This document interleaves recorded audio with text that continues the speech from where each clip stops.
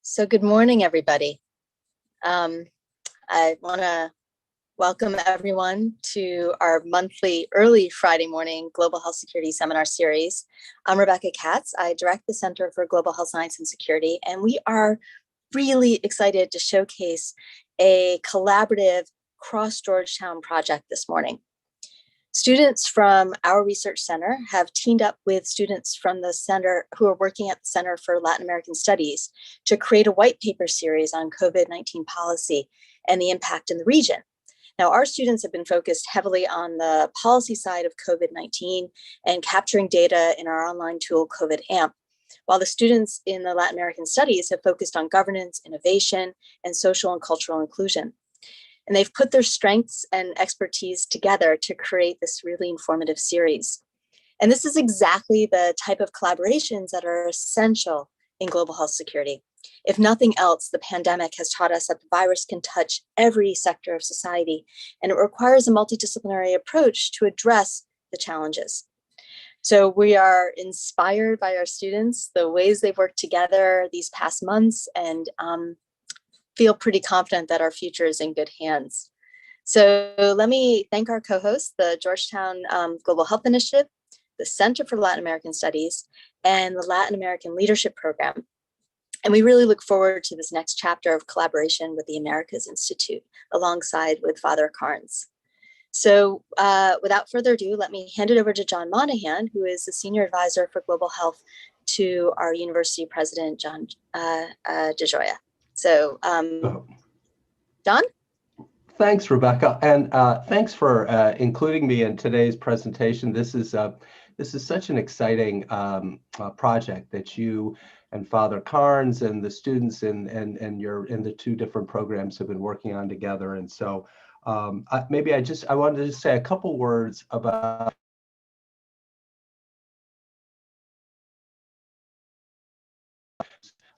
we have expanded and invested our work in global health. It is a priority of President DeGioia through the leadership of the head of our medical center, through the Office of Office of Global Engagement. We have a quite active global health initiative. And we have a strong faculty committee. We work with faculty to bring them together around different research projects, especially working across interdisciplinary work, as Rebecca had suggested. And especially for students who are listening and participating in this program, I would encourage you to check out the Global Health Initiative website. We list events that are going on across all three of our campuses almost every day. There is a student fellows program, so if you're interested in mentored research in this space, we select 10 this semester. We selected 15 students to do research. And I would also encourage you to look at some of our most successful programs like the Center for Global Health Science and Security that's doing really cutting edge work during this time of the pandemic. I would say, the thing that's most exciting to me about today's presentation is that in so many ways it distinguishes what is special about Georgetown. It is a chance to take a very complex issue like the pandemic, the very complicated public policy responses that are required around the world, but putting them in a cultural, political, social context. It's that integration that I think distinguishes Georgetown in so many areas, but I think it's so profound and so real right now in the context of the pandemic. So I'm personally excited to see this series. I can't wait to hear the presentations and to see the papers and see where all this goes. But so let me just say thank you again to Dr. Katz, to Father Carnes, to Ali Reichert for all the work putting this together. And thank you so much. So I think I turn it back to Ali next, if I'm not mistaken. Thank you. Yes. Thank you so much, Professor Monahan, Dr. Katz, Father Carnes, for that warm welcome. My name is Ali Reichert, and I'm a research assistant at the Center for Global Health, Science and Security, and I have the pleasure of working for Dr. Katz. So a little bit about how this project started. Back in September, I stumbled upon this amazing tool called Lacom, which is a map database that was created by the Center for Latin American Studies over the summer to document the ongoing impact of COVID across Latin America, as John was pointing out, from political and cultural perspectives. And at the same time, I was hard at work at our own center working on a tool called COVID-AMP, which, as Dr. Katz talked about, is a global database of policies to address COVID. And I found myself interested in how our AMP database, specifically within Latin America, and the LACOM tool might be able to inform each other and kind of tell that entire policy and context story. And that's what sparked the idea for this project, which came to life with the help of Father Carnes, Dr. Angelo Rivera Santos, and Dr. Katz. So we paired up our center's researchers working on AMP with the CLAS researchers working on LACOM. And then each student pair collaborated, sharing their policy, political, and cultural insights from each side to write a research brief on that specific country. And so we've collected all 7 of those briefs into this report, which we are presenting today, presenting our findings from. And so it's now up on our website, and so you can go and read it after the event, and we'll send everyone the link to go and do that. I was lucky enough to work on 2 of the briefs as well, so I look forward to seeing you all again in a moment. I've deeply enjoyed this project on a personal level, and I'm incredibly proud of all of the work that these students put into this project. So congratulations to all of you. They are truly an incredible team. So I hope you enjoy all of the presentations, and as we go along, please type all the questions that you have in the Q&A box at the bottom. And then Father Carnes will kick it off, and then I will moderate the Q&A session at the end. So again, thank you all and welcome. And without further ado, I will turn it over to our first student researchers, Ari and Valeria, who will be talking about Mexico.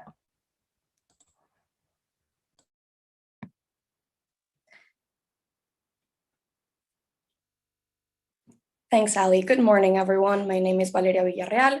I am a research assistant for LACOM. I am also originally from Monterrey, Mexico, so this brief is particularly close to my heart.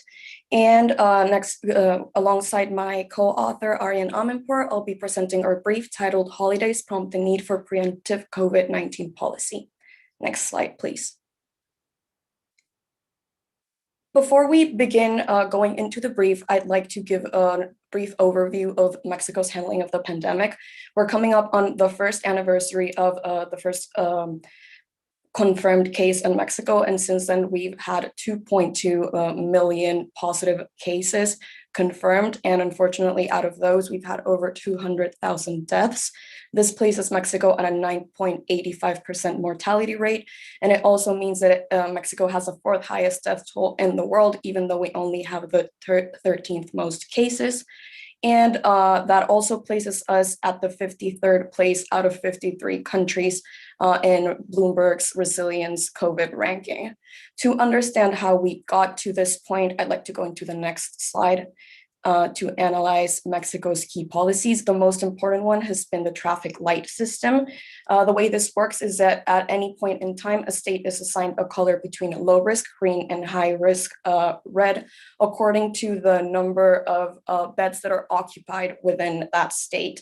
And there are certain social and economic measures that are taken as a response to that color assignment. So to give you an example, a low risk green implies that 30% or less hospital beds in a state are occupied, and all non-essential activities can take place, of course, as long as social distancing is observed. At this point in time, only the state of Chiapas is at a low risk level green. On the other side of the spectrum, we have maximum risk level red, which means that 71% or more hospital beds in a state are occupied and all non-essential business activities are closed. At this point in time, the state of Guanajuato is one of the ones that is in red. These measures have been very reactive rather than preventive, because a state only begins to take action to control the number of cases once its healthcare system has been overrun. And this has a lot of implications considering the November to January period, which we can take a look into in the next slide, please.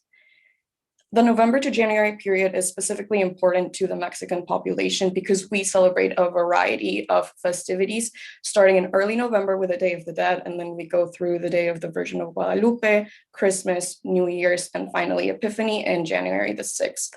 Throughout this period, people from different households gather under the same roof, often in closed spaces like homes, churches, party venues to celebrate. And we also see record numbers of interstate travel and of tourism from abroad. So in combination with a reactive system, this has created a period of spikes in cases that my co-author Ariane is going to go into. So next slide, please. So we began to research the role holidays play in the spread of COVID-19 in Mexico, because when we began our research, we were well into the holiday season and seeing in real time these spikes in cases that were coming right after these holidays. And we reflected on how Thanksgiving in the US was a big driver of household mixing and travel that drove a spike in COVID-19 cases within the United States. This led us to investigate the epidemiology of Mexico, which seemed to correlate with big holidays that began in November with the Day of the Dead and continued into the December and January period. This can be seen in the graph here to the right. Cases began to rise 2 to 3 weeks after November 1st, which is the first holiday of the season, which is the Day of the Dead. And it seemed to follow the 10 to 14 day incubation period of COVID-19, where we saw this kind of increase in cases 2 to 3 weeks after the holiday. Another spike in cases can be seen 2 to 3 weeks after the Day of the Virgin of Guadalupe in early December, and then the same rise of cases seen 2 to 3 weeks after the Christmas and New Year period. And this comes after a lull in holidays and cases that seem to plateau throughout the August to October period. And we believe that these holidays are serving as super spreader events because individuals are changing their day-to-day social distancing habits. They're taking larger risks by shopping for Christmas and Day of the Dead. There's increased travel for pilgrimage on the Day of the Virgin of Guadalupe. And this is also causing mass gathering and mixing of households as they participate in these holidays. The current policies under the traffic light system, as we stated earlier, are very reactionary, as they do not mitigate outbreaks from starting, rather they're posed to slow the spread after hospitals are already being overwhelmed. And a move to new preemptive policies is especially important as the next big holiday season is soon around the corner, beginning in late March and the beginning of April. Next slide, please. And so the reactive policy that is the traffic light system in Mexico has a large economic impact on non-essential businesses because all non-essential businesses within the state must close once we hit this maximum red light risk level. Business can suffer and shut down, possibly filing bankruptcy and closing for good. These are very harsh realities for a lot of businesses in Mexico. This is because the current policies in place are not doing enough to mitigate the spread of COVID-19 before it becomes a widespread outbreak. And preemptive measures before can take the form of mass gathering restrictions, which are a key driver of transmission, travel restrictions. As of right now, there's the only travel restriction in Mexico is between the land border between the US and Mexico. And additionally, stay-at-home orders can be instituted in the week or days following up to and during the holiday to minimize the spread of COVID-19. This is important because 1 week of the holiday and transmission can lead to an outbreak that causes non-essential business closures for over a month's worth of time. This is currently the case in the state of Quintana Roo, which is a large beach tourism destination well known for the city of Cancun. Non-essential business were forced to close from January 16th and into February as the state reached a maximum risk level of the traffic light system. This came as the state experienced 16,931 new daily cases, 2,129 deaths on this day. We suggest that preventing mass gathering and travel in the state leading up to and during the holiday can really slow the transmission of COVID-19 and lessen the impact not only on individuals, but also on businesses. Because it's more important to slow the spread during the week than to deal with an outbreak for a month or so with closures afterwards.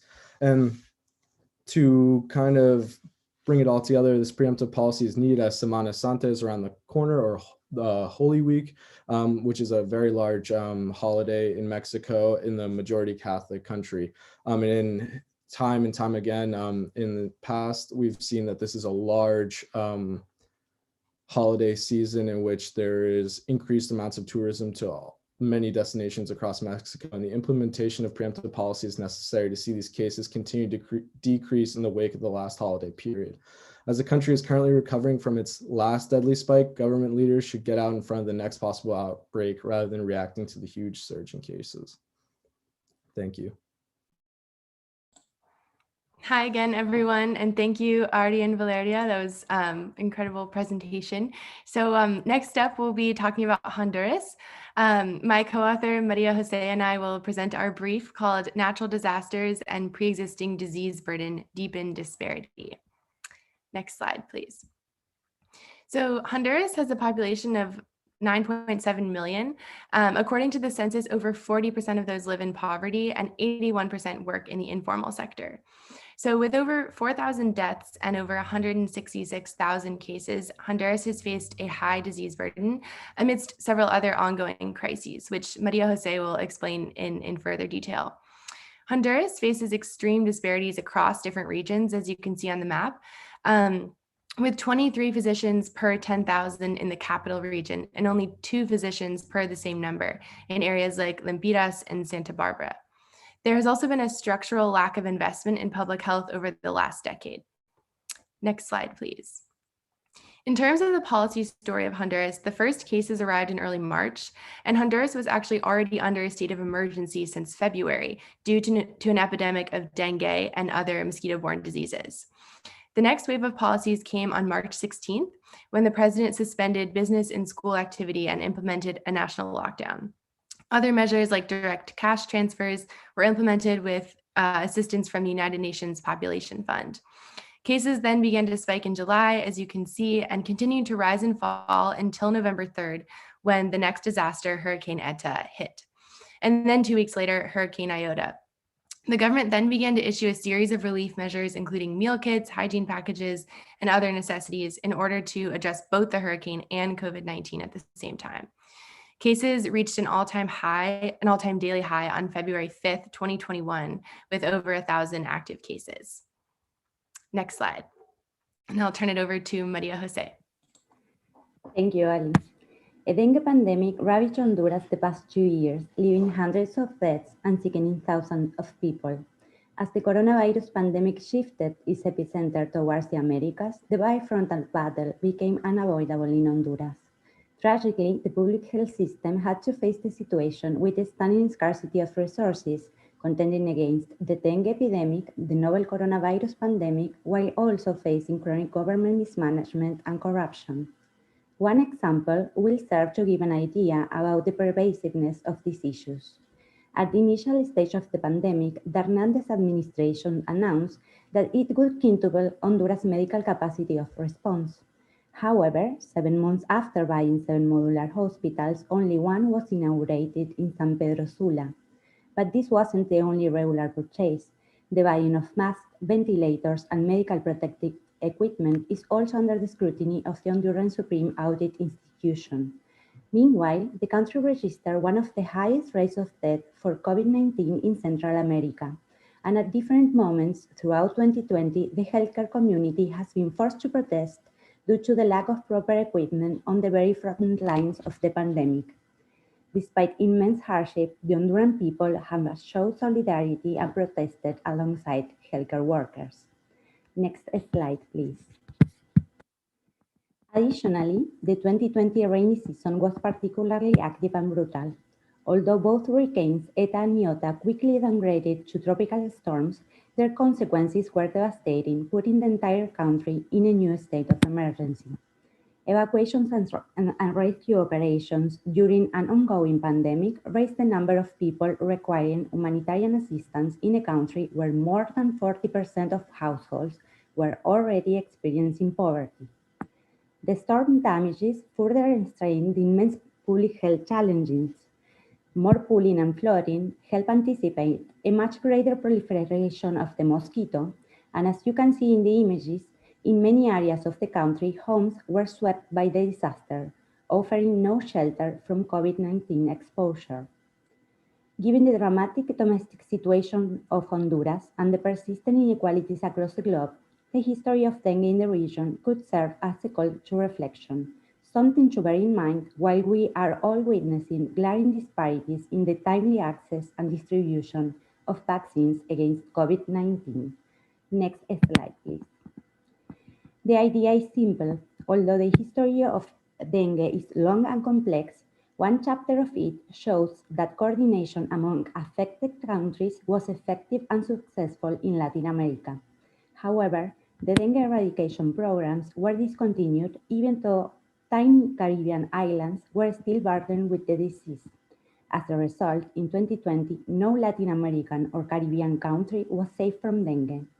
Coordination and collaboration for timely and equitable access to vaccines against COVID-19 are currently hampered by the hoarding of doses in which developed countries have engaged.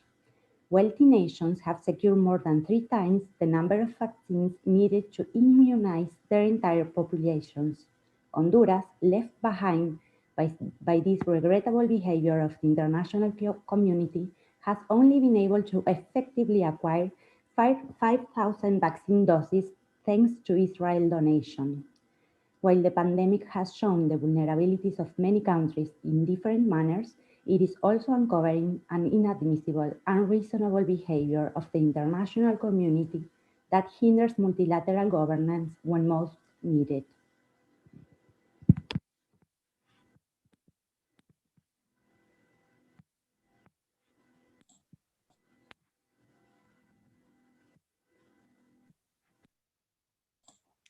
Next up, we have Panama with Julia and Tim. Hello, everyone. My name is Tim Rudolph Math, and I'm an undergraduate research assistant at the Center for Global Health Science and Security, alongside my co-author, Julia Benbenek, who is a research assistant at the Center for Latin American Studies. I will be presenting our brief on Panama's sex-based lockdown policy. Next slide, please. Before we focus in on Panama's sex-based lockdown, I'd like to provide some context by highlighting key features of the country's management and experience of the COVID-19 pandemic. Panama announced its first confirmed case on March 9th, 2020. In the ensuing months, the country of just over 4 million people experienced remarkably high per capita case and death rates compared to other countries in the region. As a result, President Laurentino Cortizo imposed a nationwide lockdown on March 25th, 2020. When the daily confirmed case rate stabilized, the government loosened lockdown restrictions on June 1st, 2020, leading to a surge of new infections.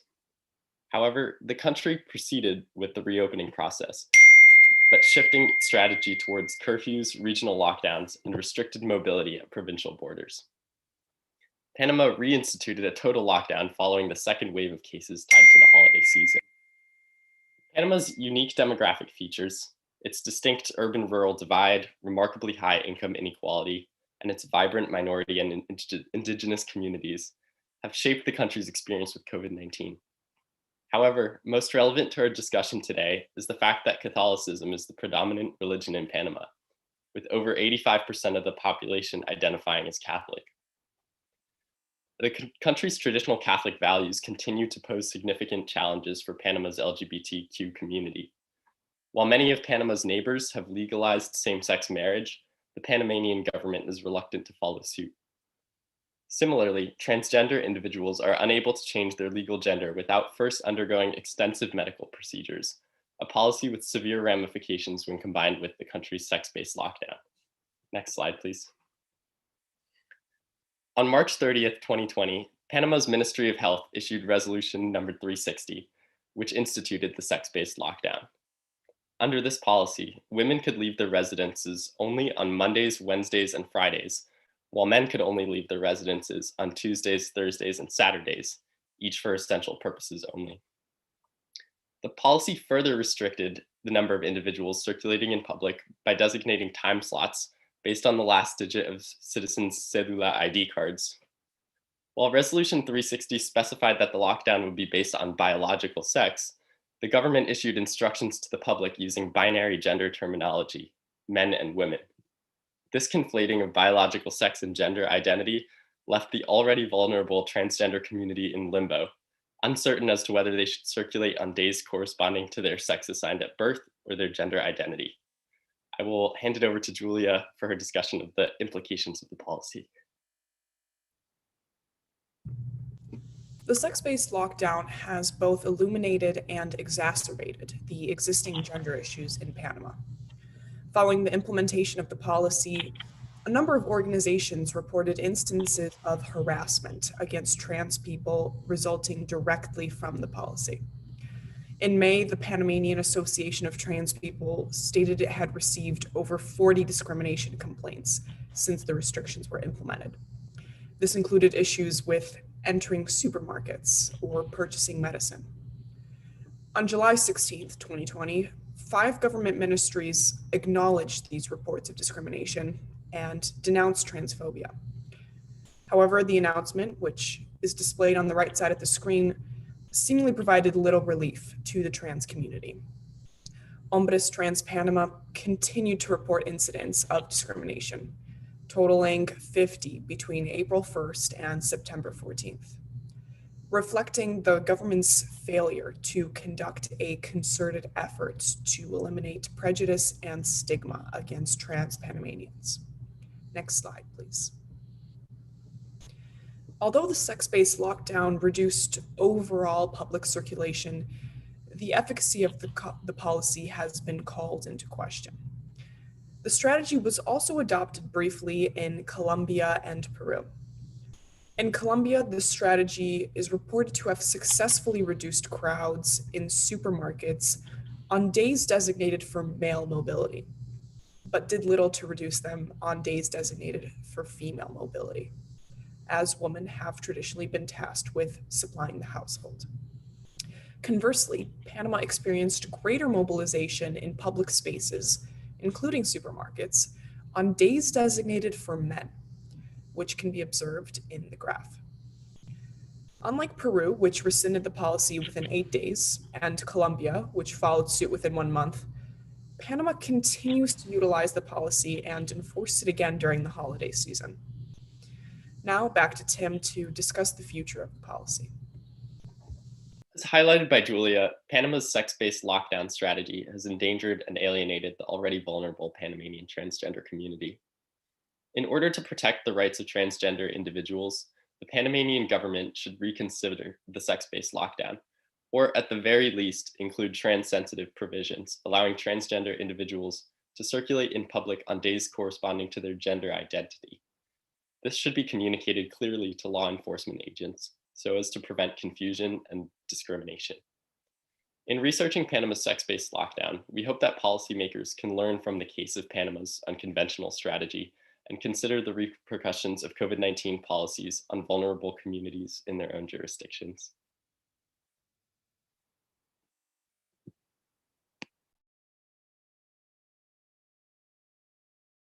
Next up, we'll have a presentation from Maddie on Peru and Colombia.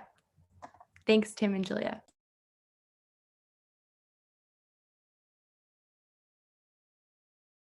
Hi, my name's Madeline O'Hara, and I will be presenting. I'm a research assistant at LACOM. Today, I'll be presenting on Peru and Colombia.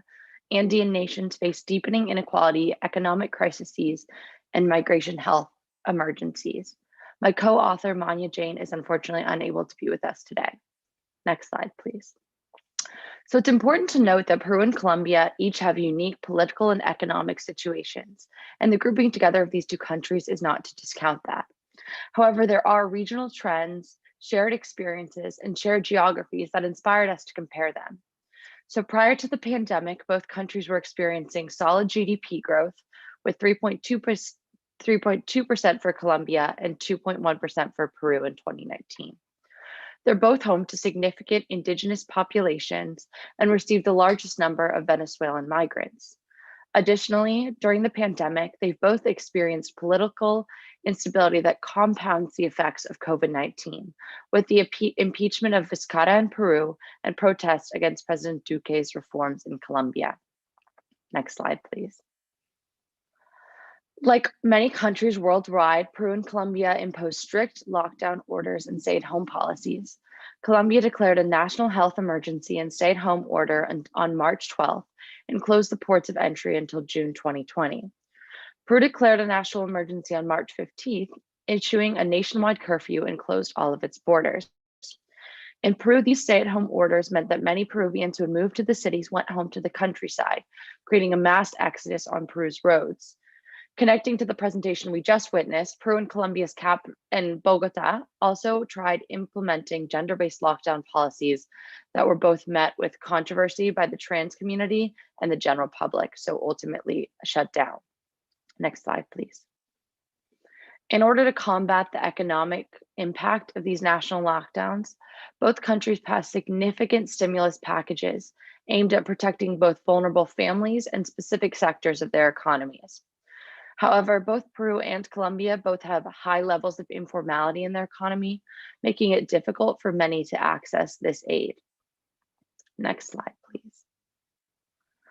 Lastly, the countries have witnessed an intersectional crisis in which COVID-19 has had disproportionate impacts on Indigenous populations, women, and Venezuelan migrants.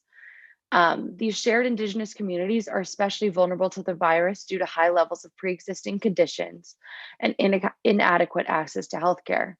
In Peru, only 32% of Indigenous communities have access to medical services, with the majority of those medical services being outposts without personnel or personnel who left in the face of the COVID-19 crisis. Gender-based violence has increased in both countries, especially domestic violence, as women are trapped at home in spaces with their abusers. However, we have seen some innovative solutions to gender-based violence. For example, in Bogota, a network of 630 grocery stores and pharmacies became spaces where women can report this domestic violence. Additionally, the pandemic has worsened the struggles of the migrant community, as the majority of Venezuelan migrants work in the informal sector and are unable to access state aid due to a lack of legal documents. Furthermore, this resulting in unemployment has reduced the amount of remittances being sent back to Venezuela to migrants' families, increasing an already unstable country with additional poverty. Next slide, please. So looking forward, it'll be important to watch for the equitable distribution of a vaccine. In Peru, we've already seen a scandal with Vaccinagate, in which political elites, including former President Vizcarra, received the vaccine ahead of schedule.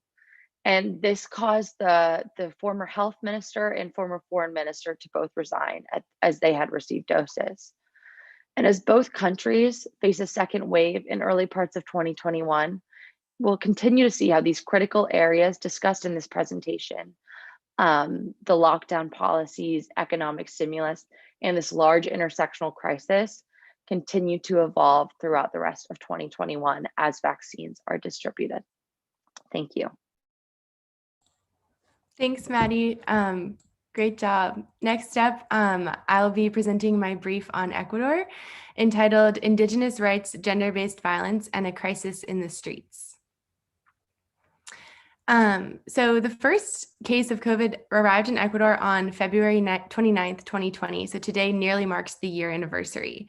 This patient arrived from Madrid and infected an estimated 177 people in the Guayas and Los Rios provinces.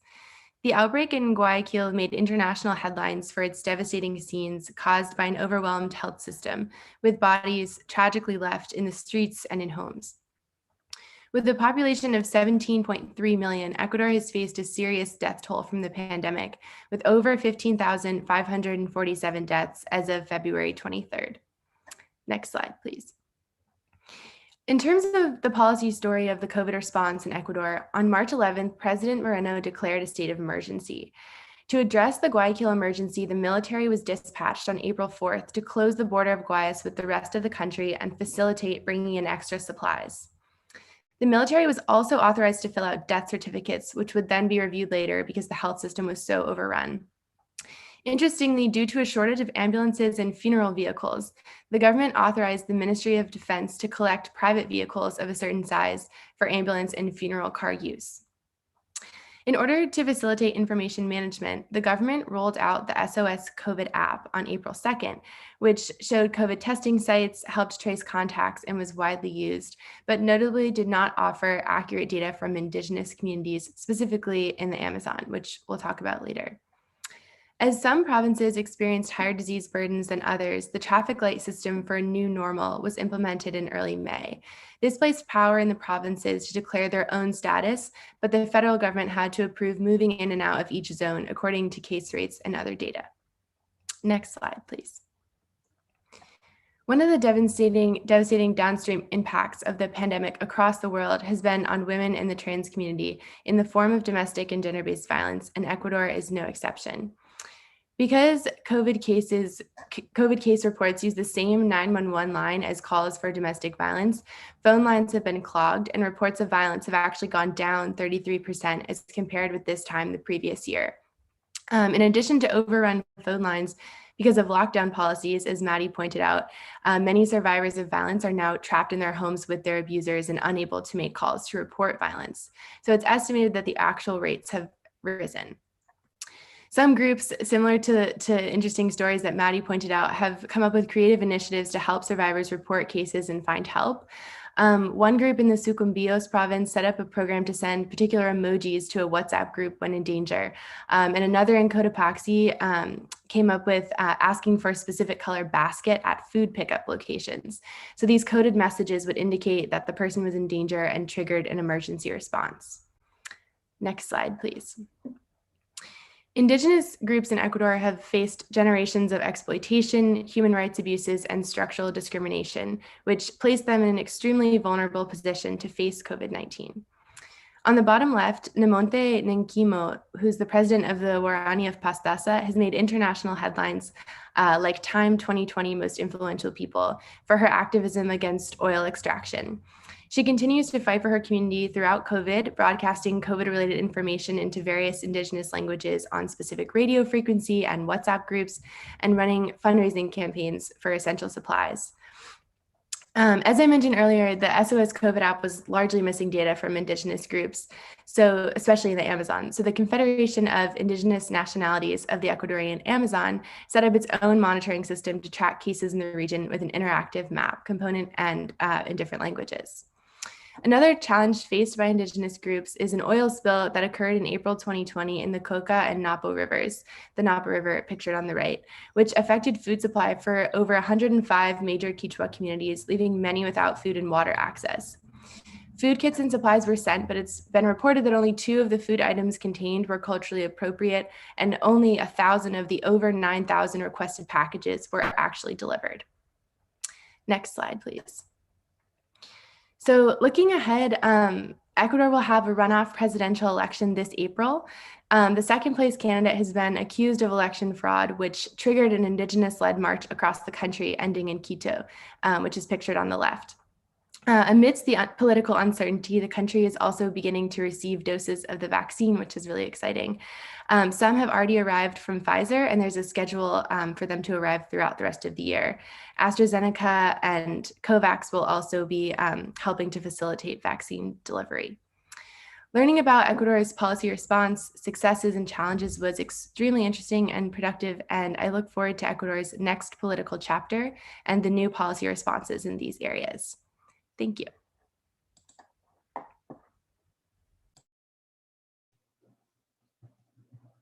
Hello, my name is Luca, and I wrote the research brief on Brazil, specifically looking at their stimulus payment plan and the successes and challenges of their targeted approach in terms of employment.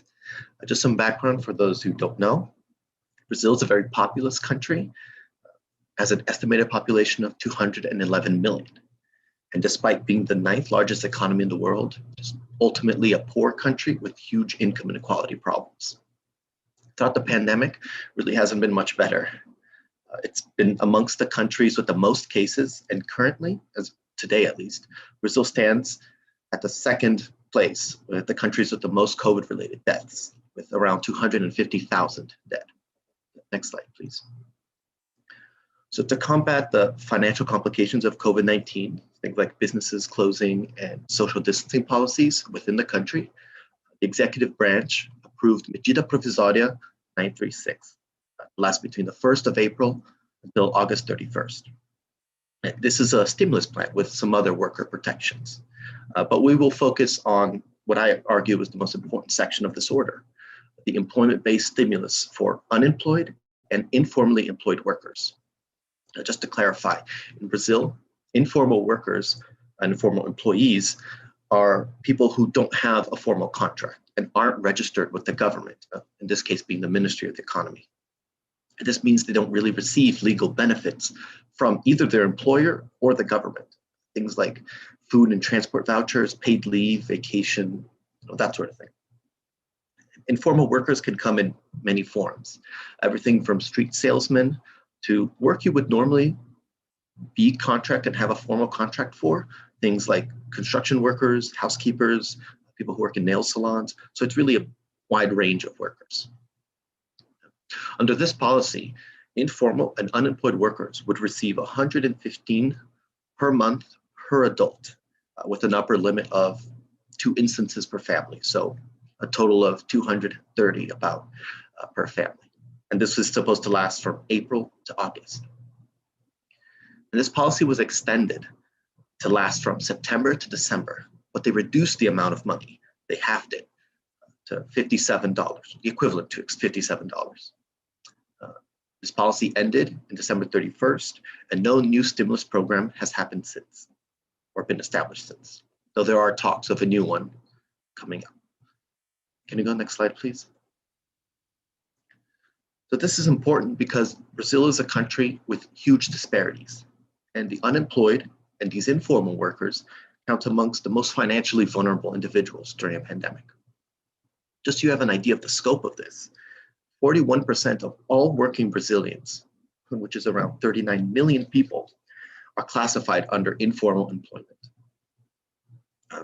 As for unemployed workers, that's around 12 million people. This means that 51 million people rely on informal employment or gig type work as their sole means of income.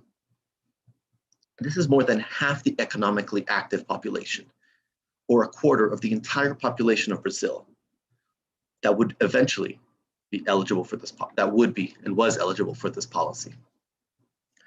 Data coming around the world, including Brazil, it's obvious that people of color, and especially those who are economically disadvantaged, are more prone to infection and death from COVID-19. And informal workers, on the majority, are people of color. Can you go to the next slide, please? So this policy isn't without its successes and failures. One thing that this policy did really well was it used established social programs and accounts in order to distribute the funds. The government took 2 federal banks that already had these programs set up, and they used them to deliver straight into the accounts of people. Just so you understand, half of the people in Brazil, the entire population, successfully received the benefits of the emergency assistance. And of that number, 59% already were registered in federal social programs. It's also important to note that this policy played a key role in raising the average per capita household income by $33, $34, and significantly contributed to the reduction of extreme poverty and income inequality in the country. But of course, there were a lot of complications, a lot of challenges. For one, there were no protections for informal employment. Contracted workers were given protections in this policy, incentives to prevent them from being fired, but informal employees were not. Just so you get an idea, unemployment increased by 27.6% during this period. And a large chunk of that were informal employees who were released rather than allowed to stay and no work because there were no protections in place.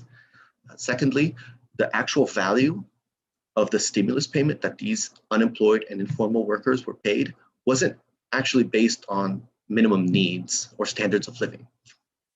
This was just a value that was thrown around for political reasons and based on the funds they had available. And lastly, it's the reduced value, this period between September and December in which they halved the amount that people would actually receive. This emergency assistance was the primary source of income for 93% of the poorest Brazilians. And like I said before, successfully increased the quality of life for millions during a time of economic uncertainty. So this payment reduction and the cessation of the benefit after December disproportionately affected the poorest people in the nation, those most vulnerable to exposure and death because of COVID-19. So next slide.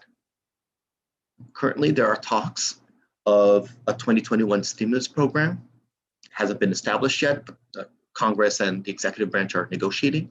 But if there is such a program, it should have protections for informal workers, keep them from being fired and giving them other guarantees. And also the stimulus payment value should be calculated based on actual standards of living rather than any amount that they could just throw out. Thank you. Thank you, Luca. Now, last but not least, one of the most beautiful and always exciting places on earth, as you may have guessed, my home. I and my wonderful partner in writing, the undergraduate student and research assistant Paula Gutierrez, entitled our brief, A National Lockdown, Deepening Economic and Educational Challenges. Next slide, please. While we consider decisive the initial response of the national executive to the novel coronavirus outbreak, we wonder if it could have been implemented in a more aligned way with the federal organization of the country. We then analyze the impact of the measure on Argentina's weakened economy and on in-person education to conclude with some reflections around the vaccination campaign. Paula will now walk us through some main takeaways from our brief. Next slide, please. Thank you, Maria Jose, and hello, everybody. Could we go to the next slide? Sorry. Okay. So in our brief, we emphasize the initial national response in Argentina is quick and decisive. As you can see in this graph, the national lockdown was implemented very early on in the outbreak. In fact, there were fewer than 24 confirmed cases in the country at this moment. And while the quick response was initially successful in minimizing the spread, as you can see on the graph, there are low case numbers for quite a while. The all-encompassing lockdown that was in place for many months actually worsened some pre-existing problems in the nation. And as the summer months started, people became restless and fed up with lockdown measures, especially as many people were left without a reliable income source. So people began to go against the restrictions and thus cases spiked. And during these summer months, cases began to shift from the Buenos Aires metropolitan area to other provinces. And the shift really highlighted the existing disparities in health infrastructures, as many of these provinces were not ready for the influx of cases, and their health systems bordered on sanitary collapse as a result. Next slide, please. And in examining the implications of Argentina's policy response, we took a look at stay-at-home orders, economic relief measures, and school closures. And Argentina had one of the longest lockdowns recorded in 2020, lasting from March 20th to November 8th. And this response had many socioeconomic implications. The prolonged lockdown measures caused much civil unrest, and the police was given a lot of enforcement power for these restrictions, which resulted in many incidents of police brutality, which further increased the civil unrest. And this lockdown also led to a lot of economic hardships for many people. And in terms of the economic implications of the lockdown, it's important to understand that Argentina was experiencing an economic recession prior to the pandemic. And since the country was in such a vulnerable position, the initial response was really crucial. And so then how did the government justify expanding the lockdown time and time again when it was causing so much harm in the population? Well, President Fernandez has consistently framed his responses prioritizing life above all else. He's been quoted saying, you can recover from a drop in GDP, but you can't recover from death. And this has been Fernandez's justification as he prolonged stay-at-home orders while furthering the economic crisis and social unrest. And the government did, however, provide various economic relief measures. A notable one is the family emergency income, which was a monthly stimulus payment to certain vulnerable groups that was authorized in March and renewed until September. Next slide, please. And so in-person classes were suspended in March at the same time that the national lockdown began. The initial suspension was only meant to last 14 days, but it was extended many times throughout the entire year.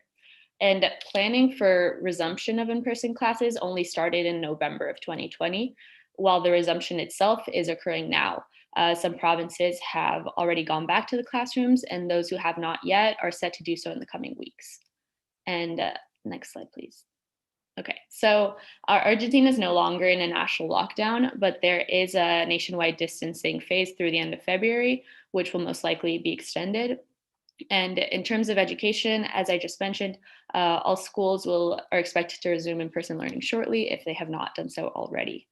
The economic relief measures are not currently in effect, but they could possibly be implemented again if the country or certain provinces go back into lockdown and economic activity is halted in a drastic way once again. And so right now, really, one of the most pressing issues is vaccination. The nationwide vaccination campaign began on December 24th with the Sputnik V vaccine, but initial rollout has not been successful. There have been many delays and failed promises, contradicting the national government's previous commitment to preserving life above all. In fact, there was a recent scandal when the Minister of Health, who has since resigned, was discovered to be helping his connections jump the line to get vaccinated. So the most pressing issues looking ahead facing Argentina are ensuring not only efficient but equitable vaccine rollout and slowing the current spread of cases, and the possibility of reintroducing isolation measures at the risk of further increasing poverty levels and causing further educational harm. And thank you very much. Thank you all so much. We can, if we could all turn our videos back on, so you can see all of us. Wonderful. I believe Father Carnes may have had to leave. No, I'm still here. I'll jump in. Still here. Amazing. So let me just say how really fantastic this is. This has been so exciting to see. I'm so grateful to Ali and Dr. Katz, Dr. Monahan for joining us today. Angela Rivera Santos at class for really helping pull all these just incredible student researchers together. I think about, the work of Valeria and Ari, Maria Jose, Ali, Julia, Tim, Maddie, Luca, and this is just Paula. It's just so fabulous to see the work you've been able to do and to show us something we really emphasize at Georgetown, which is understanding context, understanding diversity. And what we see is this is a common challenge, the coronavirus, but it has played out in incredibly different ways across the region. And we've seen interesting policy experimentation, some with some initial signs of success, and a lot with a lot of shortcomings that we've been able to observe.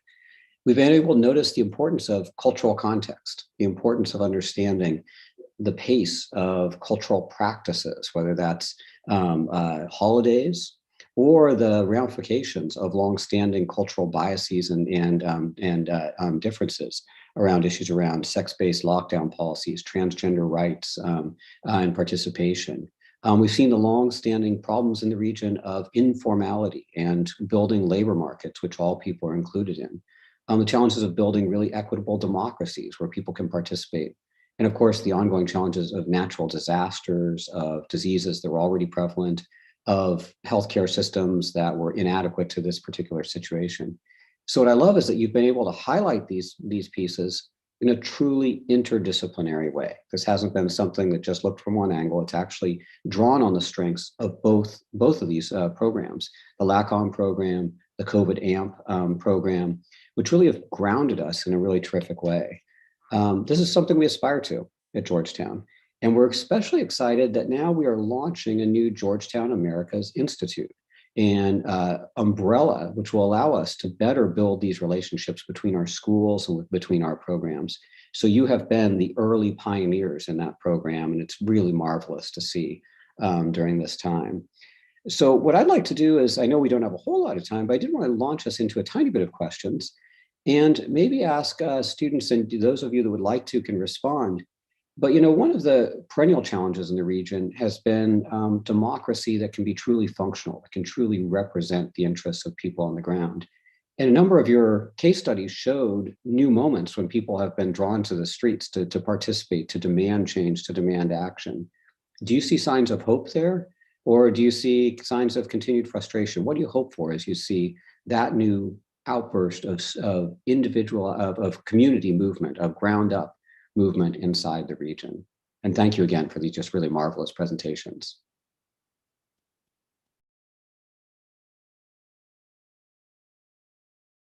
Why don't we have one of our LACOM students take that one? Because I know that you guys have been focusing on government and the political aspects as well.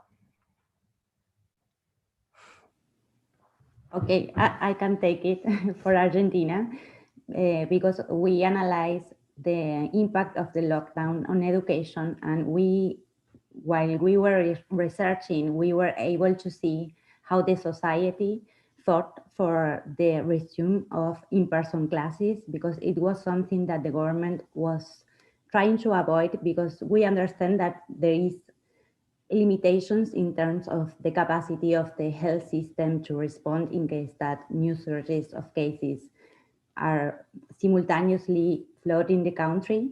But we thought that that was amazing because it's a core value of Argentina. We have always been told that it's through education that we are going to improve our lives, and it's through education that we can pull people out of poverty. So we were truly proud of seeing the Society of Argentina fought for the resumption of in-person classes. And yes, we see hope there. Thank you, Maria Jose. There is a question from the audience that asked, what are some of the major upcoming challenges in the region? I want to direct that one to Valeria and Ari. I think you guys did a really good job of kind of setting up a direct next event, you know, talking about Semana Santa and some of the challenges that might repeat themselves. Could you speak a little bit more about that and sort of how you see the challenges that Mexico will face and your recommendations? Yeah, I think I can kick this one off and just start. But I think one of the biggest challenges is kind of building off what we've seen. I think a lot of experts knew coming into this, including like, say, Dr. Anthony Fauci and even Joe Biden talked a lot to this. And it was the idea that this was going to be a very tough winter or season as we entered into, say in the US, we entered into the Thanksgiving period and that began the holidays. And other countries as well, such as in Mexico, had this long stretch of holidays, one after the other after the other. And it was important to especially in such difficult times, for these people to have these moments of hope. But the government didn't necessarily take on the role it needed to be preemptive and stop more transmission through these policy actions. They waited to handle the outbreaks after.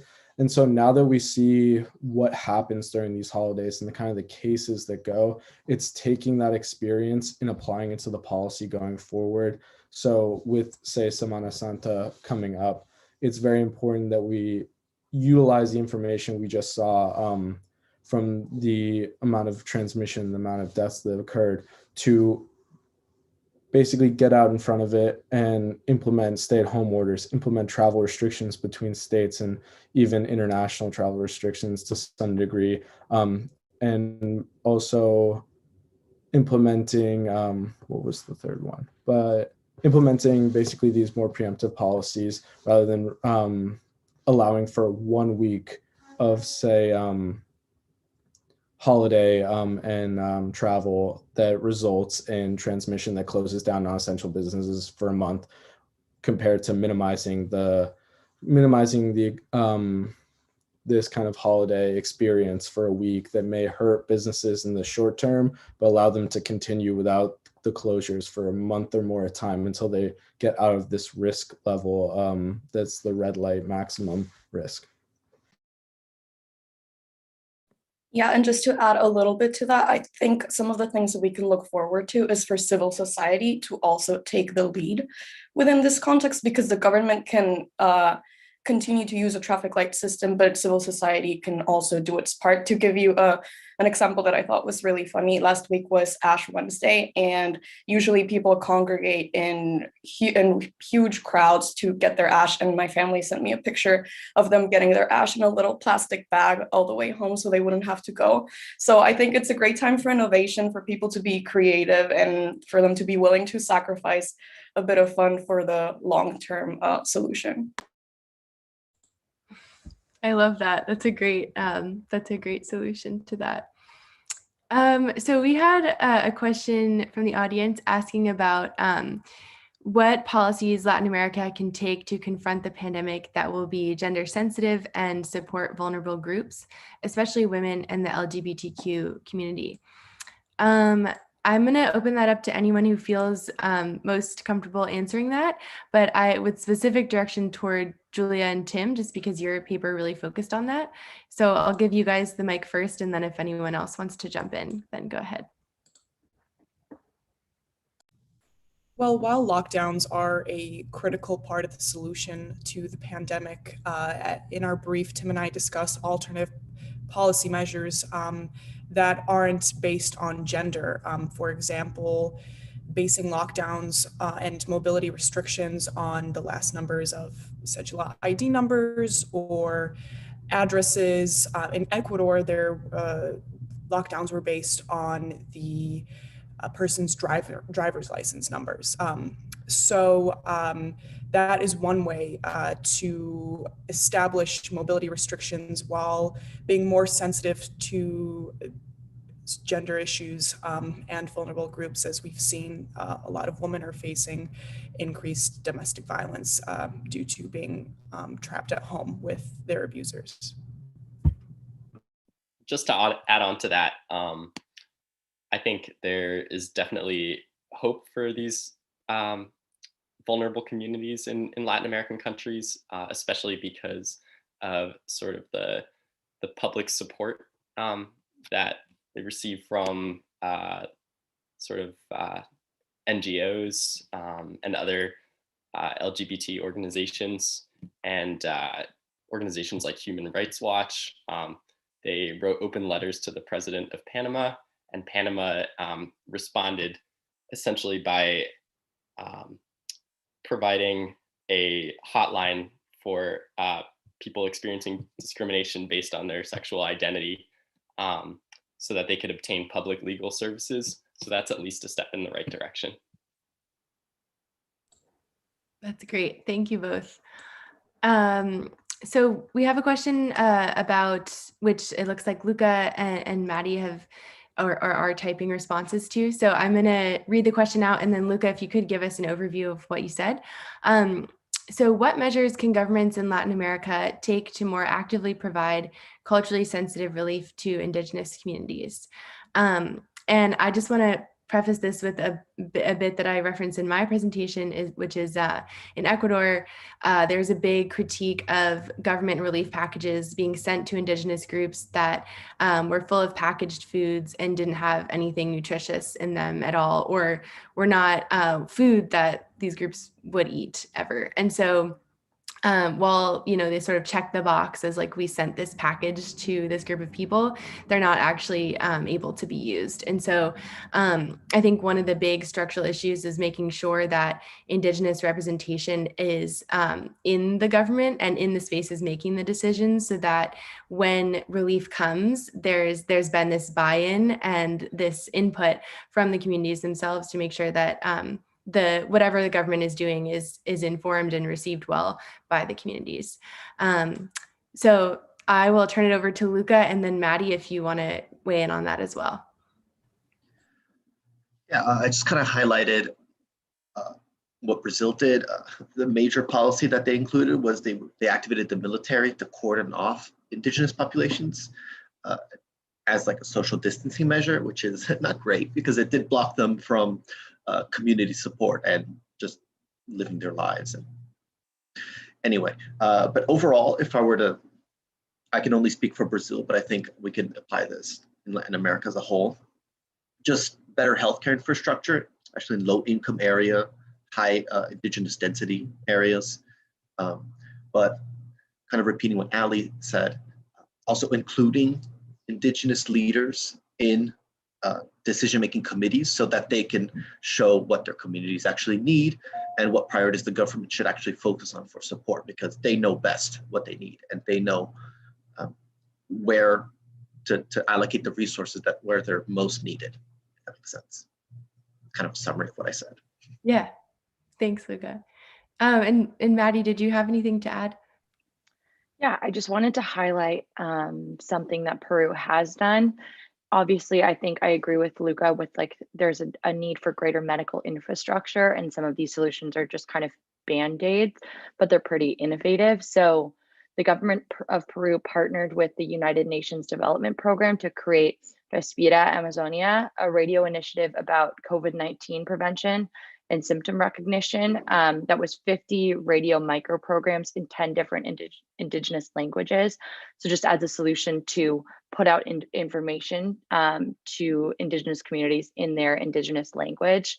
And then Partners of Health in Peru also developed a mental health chatbot app in partnership with the Ministry of Health. And this app is also translated into Quechua to reach Indigenous populations. So it screens individuals and links them to mental health services. So those are some examples of very smaller, more innovative solutions that definitely need to be coupled with like a greater infrastructure and support mechanism. Wow, that's super interesting. I want to learn more about that. I wanted to pose, and it looks like we've answered all the questions from the audience, but I have one last question, which is for our Argentina writers, Maria Jose and Paula. So as a lot of people across the world, and especially in the US, policymakers and teachers and educators and parents and everyone is talking about schools reopening. Could you maybe pull out like one or two lessons from your research in Argentina on sort of their process? I know you focused on the ways that they really stayed home and like kept education at home. Are there things that you think other countries could learn from that experience, either good or bad, as people sort of look to the future of schools reopening? Yes, I don't know, Paula, if you, okay, you want to take it or, and then I jump in? You jump in. Go ahead for the education part. I'll add anything. Okay, yes, we believe that it was a difficult decision, but that the initial lockdown was crucial. But at that moment in the country, the reality of the country was widely different. So we thought that in-person classes could have been maintained, and it was challenging for the government to sort an implementation that is differentiated by regions or by provinces, but that could have been really helpful for Argentina. So we consider that to be a failure, and we hope that the government moving forward will have this into account, because it has been the case in at least a handful of countries that were able to resume activities in the educational field. They have been really following like the reality of the community and trying to protect the community, and not taking this consideration super abstract of a single place, because in Argentina, Buenos Aires is truly important. It's the center, is the core in a sense of the country, but sometimes the reality of Buenos Aires is not the reality of other provinces. So we signal that as a failure, but as a success. We are proud that the society was able to make their voice heard and recover in-person classes this year. And I'll just add to that it's like kind of a difficult topic to deal with it, because you want to kind of give them some praise for being so quick and decisive about the lockdown, which was undoubtedly necessary and did a lot of good. But it came to a point where the government kind of was so focused on that education was kind of put aside and not even really talked about. Whatever the plan was, there was a plan, Seguimos Educando, which came out for how like stay-at-home education was going to happen, but people wanted to know what the plan was for going back, especially when cases were not all that high. And so in terms of lessons to other countries, I'd say just kind of being realistic about it shouldn't necessarily be an all or nothing situation, especially when education, it's a very sensitive thing. Many children rely on going to school for kind of their day-to-day needs, whether it's food or just many children were not receiving like any education at all at home. So the lesson would be just, it's not all or nothing, and make sure to be realistic about how long you can kind of put off this addressing this important issue, which, as we said, was not even planning for resumption of in-person classes didn't happen until November. So it was really like tension was building up, like the civil society was very fed up with this, and we think it should have been addressed earlier. Great. Thank you both so much. So with that, we've got 1 minute left. Thank you all so much for coming. Thank you to all of you student researchers. This was just an amazing project to work on, and I'm so proud of all the work that we all got to do together. And I just put in the chat the link to all the papers. So if you want to go and read them, please do. They're up on the CGHSS website as well as CLAS. And we'll be tweeting it out as well. So please go ahead and go read them. We'd love to have you engage with them more. And John, did you have anything else, last words to say? Okay. Congratulations. Thank you. A terrific event. Great. Thanks, everyone. Take care.